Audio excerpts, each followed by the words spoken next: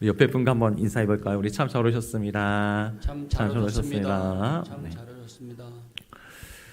오늘 저는 보이지 않는 손이 그려가는 인생의 밑그림, 보이지 않는 손이 그려가는 인생의 밑그림이라는 제목을 갖고 우리 말씀을 한번 함께 상고해 보려고 합니다. 제가 교구 사역을 할 때 어떤 분이 저에게 이런 이야기를 하셨어요. 이제 결혼을 앞두고 나서 집사님이 그런 고민을 하시더라고요. 목사님, 저는 집이 이제 마포인데 한번 강남 쪽으로 이사를 가보려고 합니다라고 이야기를 하시더라고요. 왜 강남 쪽으로 이사 가려고 할까요? 결혼을 해야 되니까요. 보여지는 부분이 조금 있으셨던 것 같아요. 여러분이 갖고 있는 오늘 본문에도 보면 1절에도 보면 이 아브라함이 복받은 인생이라고 이야기하는데 여러분이 생각하는 복은 무엇일까요? 우리가 생각하는 복은 무엇입니까? 세상 사람들이 이야기하는 복은 무엇일까요? 정말 세상 사람들이 말하는 그 고가의 아파트, 그리고 알록달록하고 화려하고 빛나는 것을 소유하는 것들, 여러분, 그런 것들이 세상은 복이라고 이야기합니다. 행복은 소유의 조건이라고 그들은 그렇게 이야기하죠. 그런 반면에 성경은 무엇을 복이라고 이야기할까요? 어떤 CCM 가사를 보니까 우리 행복이라는 찬양이 있는데요. 이렇게 얘기하대요. 화려하지 않아도 정결하게 사는 삶, 가진 것이 적어도 감사하며 사는 삶, 내게 주신 작은 힘 나눠주며 사는 삶, 이것이 나의 삶의 행복이라오. 여러분, 무엇이라고 이야기합니까? 제가 보면서 이 곡을 지으신 분은 행복을요 이렇게 정의하는 것 같았습니다. 화려하지 않고 빛나지 않아도 없지만 나눠줄 수 있고, 그럼에도 불구하고 이것이 하나님의 주의 뜻이라면 이것이 달려가는 것, 이것이 복 있는 인생이라고 이렇게 정의를 하고 있다는 것이죠. 여러분, 어떠하세요? 여러분, 저는요 오늘 본문을 보면서 그런 생각을 한번 해봤습니다. 24장을 한 주 내내 묵상하면서 복 있는 인생이 무엇일까? 오늘 본문에 보면 이 복 있는 인생, 내 환경과 내 조건에 맞지 않더라도 정말 복 있는 인생을 살아가는 두 명의 인생을 보게 됩니다. 누굴까요? 하나는 아브라함이고요, 하나는 아브라함의 종입니다. 물론 이 아브라함의 종의 이름이 그려지고 있진 않아요. 누구인지는 밝히고 있진 않습니다. 그런데 학자들은 다 이 종을 엘리에셀로 이야기합니다. 오늘 말씀으로 보려고 하는데요, 오늘 보이지 않는 인생 가운데 보이지 않는 손이 그려가는 이 하나님의 인생의 밑거름을 발견하는 저와 여러분 되었으면 좋겠습니다. 그럼 오늘 1절인데요. 1절 우리 한번 같이 읽어보도록 하겠습니다. 아브라함이 나이가 많아 늙었고 여호와께서 그에게 범사의 복을 주셨더라. 아멘. 여러분, 무엇이었습니까? 복은 소유가 아니죠. 여러분, 시편 1편에 보면 복 있는 사람은 악인의 꾀를 따르지 아니하고 죄인의 길에 서지 아니하며 뭐라고 시작합니까? 오직 여호와의 율법을 주야로 즐거워하며 묵상하는 자다라고 이야기합니다. 소유가 아니에요. 하나님의 말씀을 묵상하며 동행하는 자를 복으로 그려가고 있습니다. 여러분, 근데 오늘 이 주인공들이 그렇게 살아가고 있는 것 같아요. 여러분, 아브라함이 어떠합니까? 아브라함이 늘 무엇을 쫓아갑니까? 물질 쫓았다고 얘기합니까? 저는 성도님들이 정말 잘 살았으면 좋겠습니다. 부유하고 세상에 말하는 복을 잘 누려갔으면 좋겠어요. 여러분, 근데 아브라함은 그 복을 쫓았던 인생은 아닙니다. 아시잖아요. 무엇을 쫓았습니까? 말씀을 따라갔고라고 이야기합니다. 말씀을 따라갔을 때 주어지는 인생 가운데 넉넉함과 풍요로움이 있었던 것이죠. 그의 목표가 복이 아니었습니다. 복 대신 그 하나님을 추구하는 삶이었던 것이죠. 오늘 본문에 보니까 이미 아브라함이 나이가 많이 늙었다라고 이야기합니다. 여러분, 근데요 어떠할까요? 오늘 본문에 보니까 하나의 문제가 생긴 것이죠. 여러분, 우리가 지난주 묵상했던 게 무엇입니까? 창세기 23장에 보면 아브라함이 사랑했던 사라가 죽음을 맞이하는 장면이 그렸습니다. 기억하실까요? 사라가 몇 살에 죽음을 맞이하였을까요? 127세였습니다. 아브라함의 나이는 몇 살이었을까요? 당시에 보면 10살의 터를 갖고 있었기 때문에 그 당시에 벌써 137세였을 것이에요. 여러분, 근데 오늘 본문에 보면 이미 그의 나이는 벌써 몇 년 후가 흘러가게 되는 것이죠. 무엇을 보고 알 수 있을까요? 다음 장에 보면 오늘 이 이삭이요 결혼을 하게 되는데요. 이삭이 결혼할 때 나이가 40세였다라고 이야기해요. 아브라함이 100세 때 이삭을 낳습니다. 그런데 그 이삭이 40세가 되었다라고 이야기하는 것이죠. 여러분 그러면 오늘 본문의 장면은 몇 살일까요? 최소 140세는 되었습니다. 그러니까 벌써 2, 3년 후는 이미 사라의 죽음을 낳고 흘러갔던 것인 것이죠. 여러분 지난주의 장면이 무엇이었습니까? 사라가 죽었어요. 하나님께 주셨던 약속이 있었습니다. 그 약속은 무엇이었냐? 딱 두 가지였습니다. 너에게 땅을 줄게. 너에게 자손을 줄게. 여러분 근데 아브라함이 이것을 누렸을까요? 우리가 살펴봤잖아요. 그가 거상이 되었지만 어떠합니까? 그가 많은 나그네였고 그는 거류자였다고 그는 표현합니다. 그 땅 가운데 누릴 수 있는 게 많이 없었어요. 그래서 사람들이 해족들에게 우리 아내 사라를 묻힐 그 땅을 그 굴을 좀 달라고 탄원했던 게 그였습니다. 여러분 하나님이 주셨던 이 약속의 땅 그는 어떠했을까요? 그 약속을 믿고 어떠했습니까? 하나님이 가만히 있으면 다 주시는구나 이렇게 하지 않았어요. 은 400세겔이라는 어마어마한 금액을 통해서 그 주신 약속을 직접 실현하는 그였죠. 전 사실 지난주가 말씀 너무 좋았습니다. 주신 약속을 보고 가만히 보고 있는 건 아니구나. 주신 약속을 붙잡고 어떻습니까? 움직입니다. 헌신합니다. 섬겨갑니다. 소비합니다. 그것이 믿음인 것이죠. 아무것도 하지 않으면서 주시겠지 이게 아니었던 것이죠. 여러분 근데 이 가정 가운데 큰 위기가 하나 찾아옵니다. 하나님의 약속이 무엇이었습니까? 하나는 땅을 주신다는 거였습니다. 그래서 어떠합니까? 아브라함은 믿음의 깃발을 막벨라 굴에 꽂았습니다. 이 한 조각의 땅이지만 어떠합니까? 나중에 시간이 흘러서 하나님이 주실 것을 믿고 이 땅과 믿음의 깃발을 꽂았던 것이죠. 여러분 그런데 어떠할까요? 하나님이 또 하나의 약속은 씨였어요. 씨. 그런데 어떠합니까? 여러분 그 씨가 이삭뿐입니다. 이삭은 아직도 결혼하지 못했습니다. 자녀도 없었고요. 그의 나이가 40세가 되었지만 어떠하죠? 결혼하지 못한다는 건 큰 위기입니다. 언약의 위기가 찾아온 것이죠. 땅은 준비되었습니다. 그런데 거룩한 씨가 없기에 그 가운데 거룩한 공백기가 주어집니다. 여러분 그리고 나서 오늘 본문이 흘러갑니다. 여러분 저는 이 본문을 전체적으로 보는 것을 조금 좋아합니다. 제가 대학원을 다닐 때 교수님이 그렇게 얘기하더라고요. 부분을 보지 말고 장이 전체 보여주는 큰 그림을 항상 봐야 된다고요. 저는 그래서 전체적인 그림을 보여주는데 오늘 관전 포인트가 있다고 하면 무엇일까요? 여러분 한번 보십시오. 오늘 본문의 27장에 보면 하나님이 등장하지가 않아요. 하나님이 직접 말씀하시도 않습니다. 여러분 근데 이 두 사람이 등장하는데 나서 하는 말이 있어요. 오늘 본문에 보면 어떻습니까? 하나님이 말씀하시지도 않는데 하나님이 주신 그 약속을 붙잡고 움직이고요. 하나님이 말씀하시지도 않았는데 어떤 그 누군가는 무엇입니까? 보이지 않는 그 하나님을 위해서 강구하고 탄원하는 것을 보게 됩니다. 보이지 않는 하나님을 의식하며 반응하는 그 사람들의 발걸음만 가득하는 것이죠. 우리는 이것을 신학적으로 뭐라고 부르면 하나님의 섭리라고 부릅니다. 하나님의 섭리. 보이지 않는 그 하나님. 하지만 많은 사람들이 하나님을 의식하며 살아가는 것이죠. 우리의 공동체 그렇지 않을까요? 우리가 은혜 60년을 살아왔는데 하나님 보이지 않잖아요.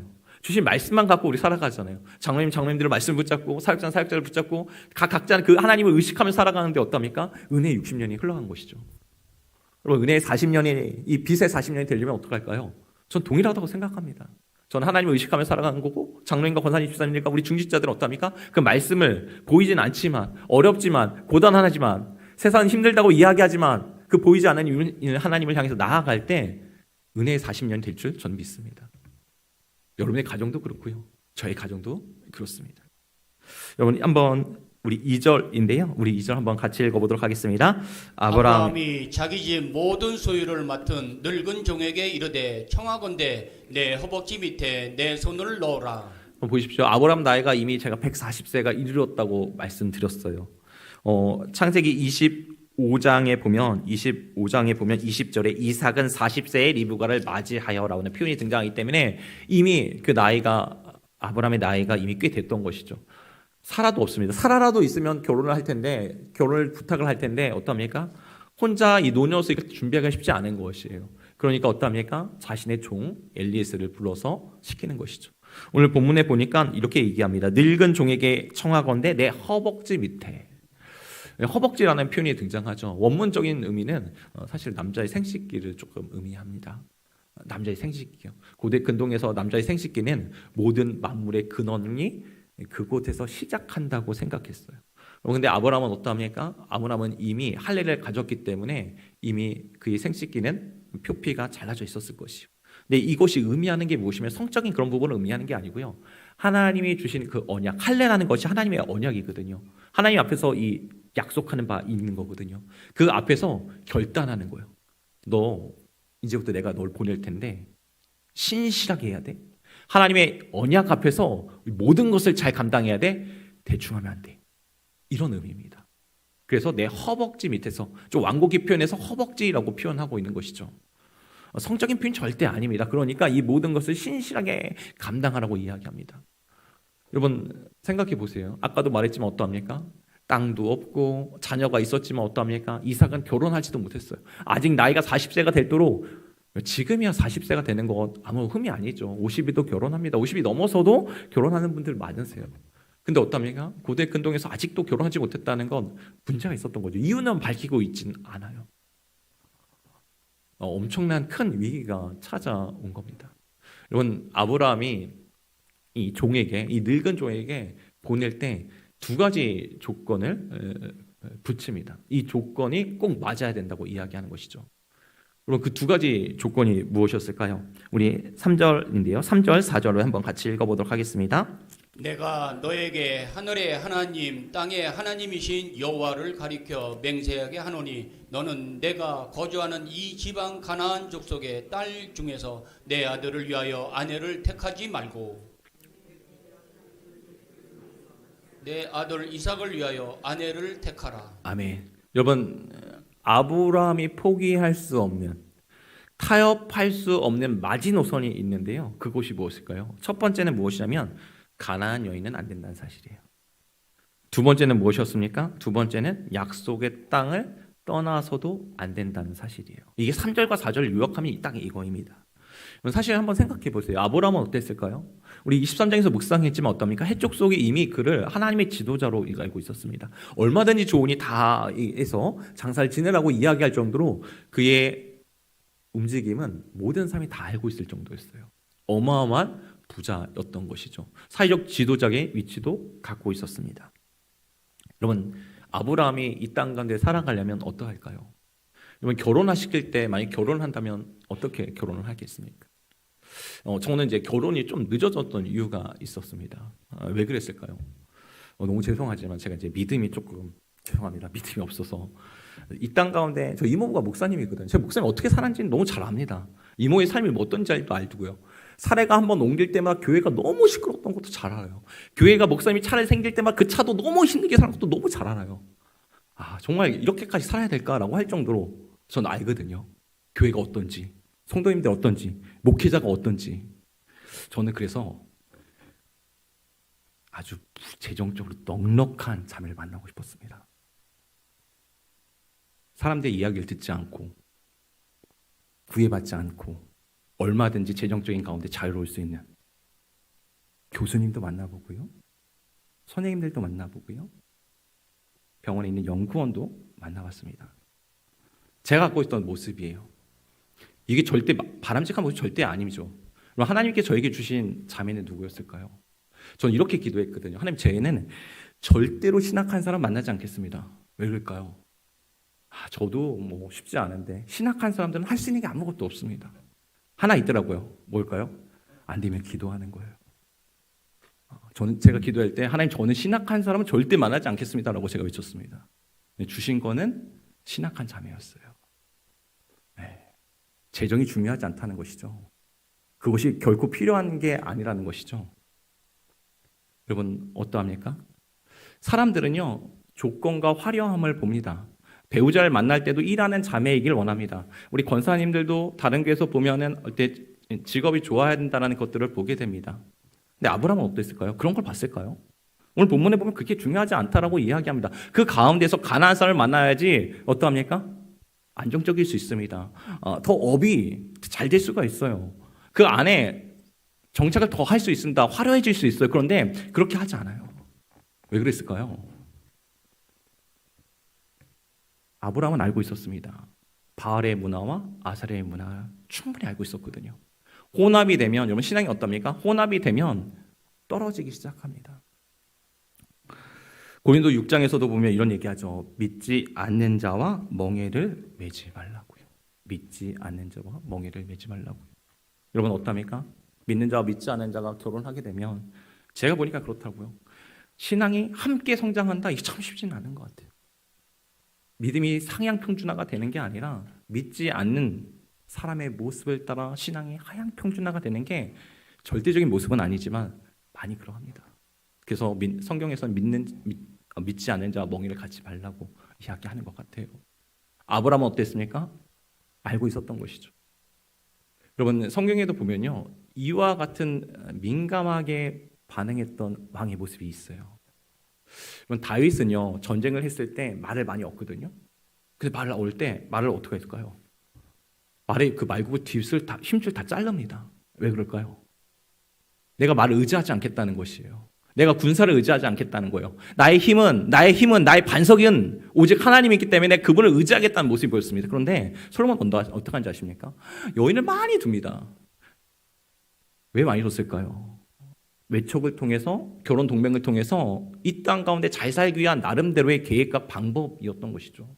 여러분 어떠합니까? 그런데 부인을 많이 둠으로 인해서 부인이 많이 둔 뿐만 아니라 우상이 함께 들어왔습니다. 하나님께서 이렇게 하지 말라고 나타나 말씀하셨지만 그는 들을 수 있는 귀가 없었습니다.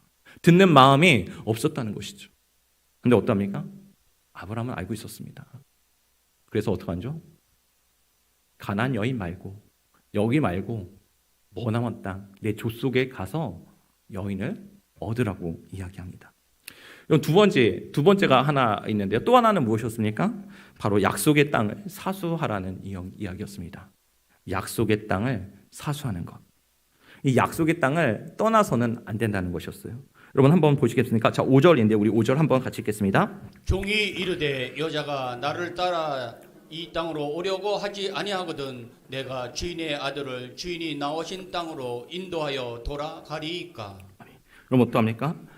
보니까 그 엘리에셀이 이 늙은 종이 이런 얘기를 하는 것이죠. 이 거리가 되게 멀습니다.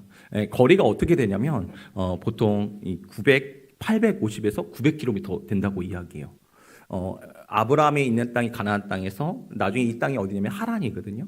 이 하란까지 가려면 거리적으로 한 850에서 900km인데 거리가 얼마 정도 될까요? 거리가 제가 한번 찾아봤어요. 서울에서 부산까지 거리가 325km라고 하더라고요. 325km. 그러니까 어떠죠? 가나에서 하란까지 거리는 부산을 갔다가 다시 왔다가 그리고 어떠죠? 좀 더 움직여야 되는 그 머나먼 거리요. 요즘에야 뭐 자동차도 있고 비행기도 있고 KTX도 있고 하니까 한번 생각해 보세요. 고대 근동에서 무덥습니다. 우리 낙타 열필 들고 가야 됩니다. 거기 보물 뭐 들고 잔뜩 싣고 가야 돼요.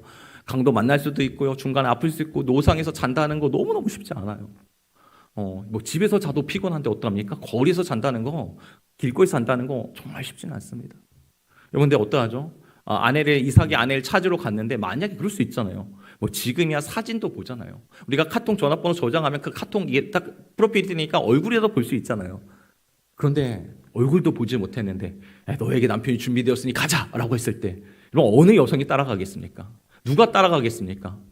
그러니까 엘리에서 이걸 아니까 이렇게 얘기하는 거죠. 혹시 당신의 아들, 주인님의 아들 이삭을 데리고 그쪽으로 가서 결혼시켜도 될까요? 거기 있어도 될까요? 라고 했더니 안 된다라고 이야기합니다. 왜죠? 여러분 만약에 하나님이 주셨던 그 약속의 땅이 이곳이잖아요. 가나안 땅이잖아요. 어떠합니까? 지난주에 사라가 죽음으로 인해서 거기에 믿음의 깃발을 꽂았는데 이제 이 땅이 우리 자손들의 땅입니다라고 믿음의 고백을 했는데 이삭이 그 땅으로 가버린다면 어떠합니까? 모든 것이 숲으로 돌아가는 것이죠.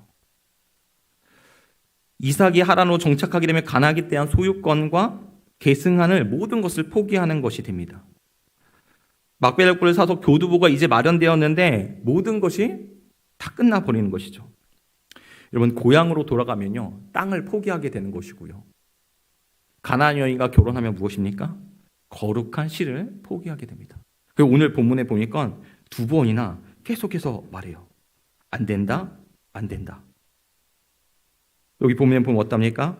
6절 아브라함이 그 길에 내 아들 그로 데려고 돌아가지 아니하도록 하라. 6절에서 이야기하고요. 자, 8절도 한번 같이 읽겠습니다. 만일 여자가 너를 따라오려고 하지 아니하면 나의 이 맹세가 너와 상관이 없나니 오직 내 아들을 데리고 그리로 가지 말지니라. 아멘. 어떠할까요?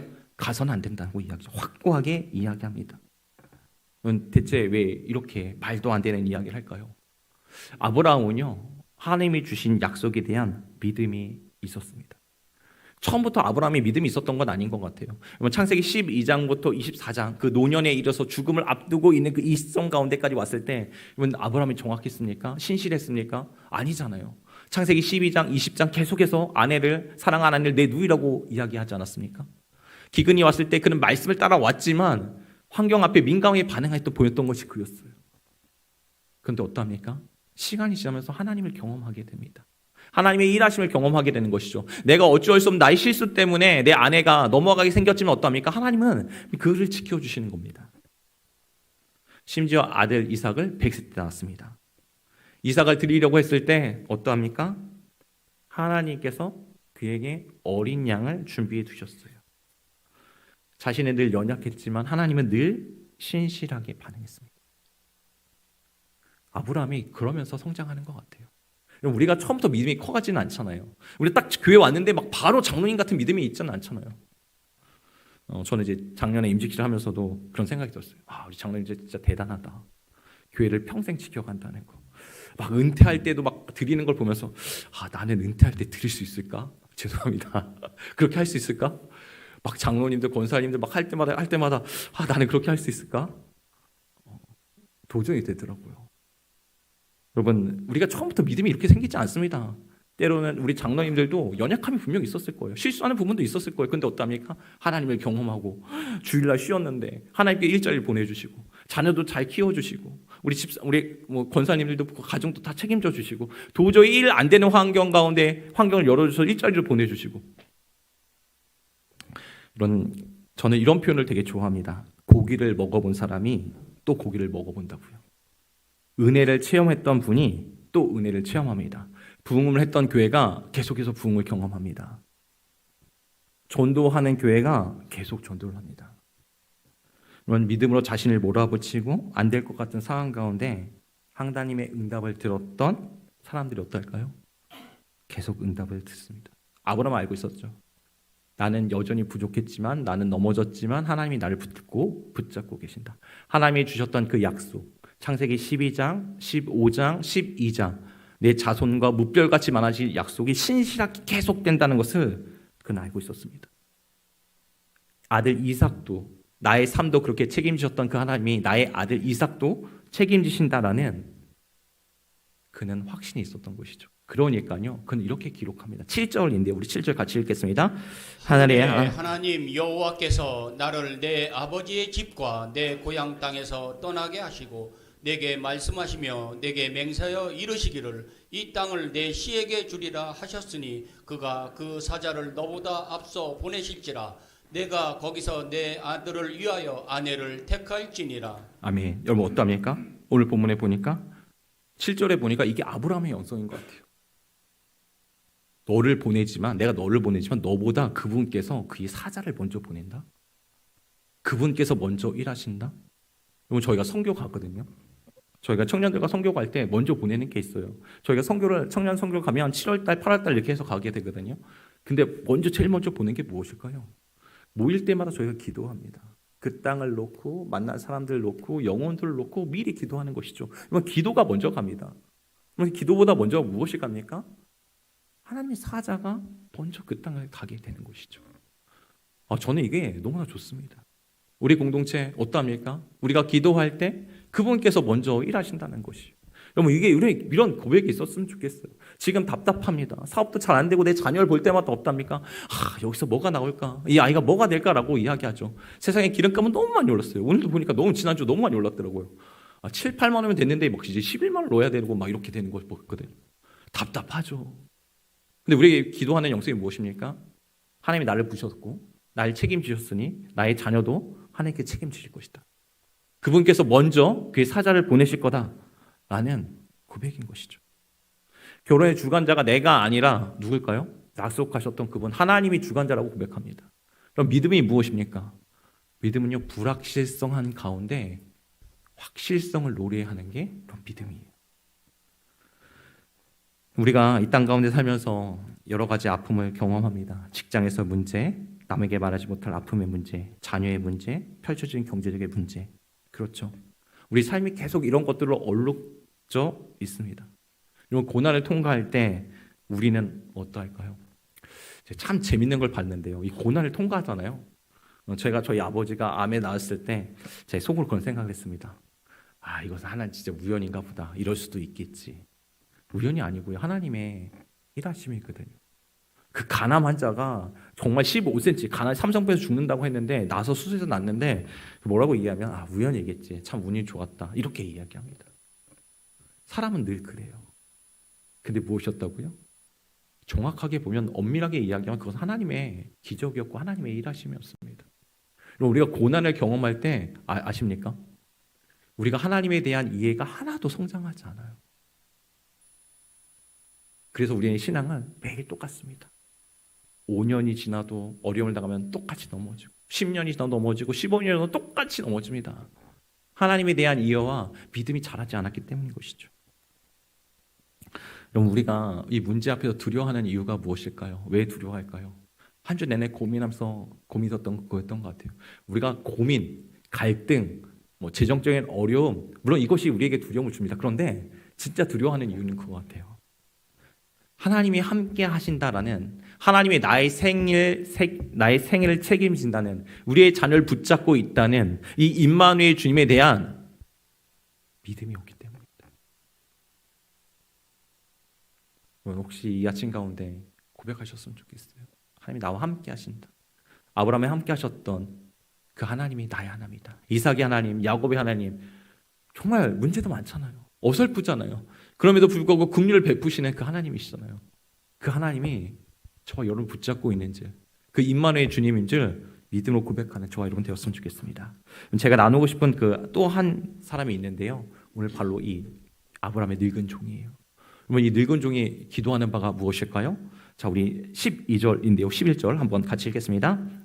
그가 이르되 우리 주인 아브라함의 하나님 여호와여, 원하건대 오늘 나에게 순조롭게 만나게 하사 내 주인 아브라함에게 은혜를 베푸시옵소서. 여러분, 이 종은요, 엘리에셀은 그 기도할 대상이 누구인지 알았습니다. 사물이 아니라, 자연이 아니라 아브라함의 하나님, 여호와 하나님 정확히 알고 있었어요. 아브라함을 지키셨고 인도하셨고 그 가운데 언약을 베푸셨고 이 모든 것들을 보았던 것이죠. 이건 놀랍지 않습니까? 우리 자녀들이 왜 신앙을 갖지 못할까요? 만약에 그 하나님이 정말 살아계시고 그 하나님 앞에서 철저하게 무릎 꿇는 순종의 모습을 보인다면 우리 자녀들 똑같이 그렇게 살아갈 것이에요. 근데 어떡합니까? 우리가 그렇게 살아가지 못하죠. 주일에만 만나는 그 하나님으로, 성경 속에서 말하는 그 하나님으로 살아가기 때문입니다. 그런데 어떠하죠? 여러분, 이 종은요 알고 있었어요. 그 하나님이 어떠한 분이 정확하게 알고 있었습니다. 그러니까 그렇게 기도하는 것이죠. 여러분, 기도할 때 자신의 경험을 의지하지 않습니다. 그리고 하나님께 그 대상 앞에서 철저하게 엎드리면서 이야기하는 것이죠. 여러분, 기도는요 욕망을 채워가는 것이 아닙니다. 오늘 보면 어떻습니까? 아브라함에게 주셨던 그 언약을 지켜달라고 기도하거든요. 기도는 하나님이 주신 약속을 이루게 하는 하나의 통로인 것이죠. 내 자녀가 잘 되게 해달라 이것이 아니라 하나님 우리 자녀를 부르셨고 우리 자녀 가운데 하나님 뜻하신 바가 있지 않습니까? 그럼 그것을 이루어달라고 기도하는 것이죠. 다른 기도입니다. 잘 되게 하는 것과 하나님이 주셨던 그 사명과 이 땅 가운데 우리 아이를 보내시는데 이 아이가 이 땅 가운데서 하나님의 뜻을 이루어가기를 원한다는 것. 기도 자체가 기도의 수준이 다른 것이죠. 오늘 본문에 보니까 기도했던 것은 다른 것이 아니에요. 오늘 나에게 순조롭게 만나게 하사. 여러분, 이 순조롭게라는 단어가요 히브리어로는요 어떤 가냐면 이크레입니다. 이크레가 무엇이냐면 우연히 만나다, 이런 거예요. 그냥 딱 갔는데 어떡하는 거죠? 그럼 사실 너무 놀랍지 않습니까? 딱 갔는데 정말 그 땅 들어갔는데 하필 거기에서 누굴 만납니까? 나홀의 성 부델의 자녀? 또 리브가를 만나겠죠. 그럼 우리 일상 가운데 축복합니다. 하나님이 이 순적하게 하신 은혜가 있었으면 좋겠어요. 여러분들이 일하실 때마다, 자녀들이 무엇인가를 할 때마다, 공부할 때마다, 움직일 때마다 하나님께서 우연히 만나게 하셔서 그것도 가장 좋은 길로, 선한 길로 여러분을 인도하기를 축복합니다. 오늘 순적하게 우리가 그렇게 기도하셨으면 좋겠어요. 우리 공동체가 그렇게 되길 원합니다. 우리 공동체가 무엇인가 믿음의 씨앗을 뿌렸는데 그것을 통해서 사람이 전도를 받고 또 와서 함께 기도하고 예배하고 이 공동체가 점차 성장하는, 그런데 우연이 아니라 엄밀하게 때문에 무엇입니까? 하나님의 인도하심인 것이죠. 여러분, 나의 우연이 아니라요, 나의 우연이 하나님의 필연이 되게 해달라는 요청이 바로 이 기도입니다. 여러분, 그 기도의 현장 가운데 제가 외치고 있는 것이죠. 여러분, 기도는요 골방에서 시작되지만 어떻습니까? 응답은 우리가 발을 딛고 있는 그 현장에서 이루어지는 것을 보게 됩니다. 여러분, 엘리에셀이 구했던 요청이 무엇일까요? 오늘 본문에 보면 이런 요청을 해요. 자, 14절 보면 제가 읽어볼게요. 한 소년에게 이르기를 청하건대 너는 물동이를 기울여 나로 마시게 하라. 그의 대답이 마시라. 내가 당신의 낙타에게도 마시게 하리라 하면 그는 주께서 주의 종 이삭을 위하여 정하신 자라. 이로 말미암아 주께서 내 주인에게 은혜를 베푸심을 내가 알겠나이다. 그럼 내용이 무엇인지 아십니까? 내가 물을 달라고 하면 물 줄 뿐만 아니라 이 낙타가 10마리 있거든요. 이 낙타 10마리도 풍족하게 흡족하게 다 마실 수 있는 그런 여인을 주시면 하나님이 주신 짝으로 알겠습니다라고 이야기합니다. 이런 무엇을 받습니까? 화려함을 받습니까? 외모를 받습니까? 풍부함을 받습니까? 아니요. 내가 만날 이삭의 배우자는 누구보다 배려심이 있고 누구보다 사람을 사랑할 수 있고 연약한 자들을 섬길 수 있는 그런 자가 되기를 원한다고 요청했던 것이에요. 오늘 혹시 기도 제목이 무엇입니까? 배우자들, 우리 청년들도 있고 하는데 기도의 제목이 무엇입니까? 외적인 것입니까? 많은 소유입니까? 저처럼 이렇게 살아가기를 원하십니까? 맞진 않잖아요. 엘리에셀이 구했던 건 다른 것이 아니었어요. 배려 있고 사랑 있는, 고아 가바 객들을 섬길 수 있는 그런 사람이기를 원했다는 것이죠. 여러분, 근데 이 기도 가운데 어떤 일이 일어납니까? 기도를 했는데, 자 15절 같이 읽겠습니다. 말을 마치기도 전에 리브가가 물동이를 어깨에 메고 나오니 그는 아브라함의 동생 나홀의 아내 밀가의 아들 부델의 소생이라. 보십시오. 여러분 보십시오. 나와서 리브가가 나옵니다. 그리고 나서 이걸 그대로 다 행합니다. 리브가가 이 낙타 10마리요. 시간이 제가 없었는데 낙타가 얼마나 물을 마시냐. 제가 찾아봤더니 100에서 150리터의 물을 마신대요. 많게는 200리터까지 물을 마신대요. 10마리니까 거의 1톤의 물을 마시는 거예요. 근데 리브가가 어떠한 거죠? 실제로 엘리에셀도 주고 이 1톤의 물을 다 퍼서 나는 거예요. 오늘처럼 전기로 주는 게 아니고요. 손으로 다 퍼야 됩니다. 손으로 그 땅에 내려가서 그걸 다 들어 올려야 돼요. 그런데 리브가 실제로 이렇게 했다는 것이죠.